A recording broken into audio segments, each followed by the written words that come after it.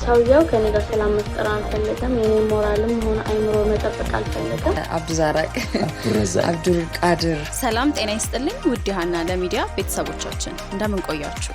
ዛሬ ይዤላችሁ የመጣሁት ላይቭ ላይ የተዋረዱ እና የማይገባ ተግባር ያደረጉ ታዋቂ ኢትዮጵያውያንን ነው። ከዛ በፊት ግን ለቻናሉ አዲስ ከሆናችሁ ሰብስክራይብ በማድረግ ቤተሰብ እንድትሆኑ እንጠይቃለን። ቻለው አፈቅርሻለሁ አስብሻለሁ እሺ እናቴ አይኖች ደግሞ ሲያምሩ አንደኛ የኢቢኤስ ጋዜጠኛዋ መቅደስ ደበሳይ በራሷ የቲክቶክ አካውንት ላይ ከፍቅረኛዋ ጋር በተኛችበት የቀረጸችው አሳፋሪ ቪዲዮ ነው። እሱም ህዝቡን እያነጋገረ ይገኛል። ሁለተኛ የቃናዋ ጋዜጠኛ ዳናይት መክብብ ከጓደኞቿ ጋር በምትዝናናበት ወቅት ሰክራና ስታጨስ በተለቀቀው ቪዲዮ ነበር። እሱም በጣም አነጋጋሪ ሆኖ ህዝቡንም አስቆጥቶ ነበር። ብሎም ከስራዋ ልትባረር እንደነበረም ተነግሯል።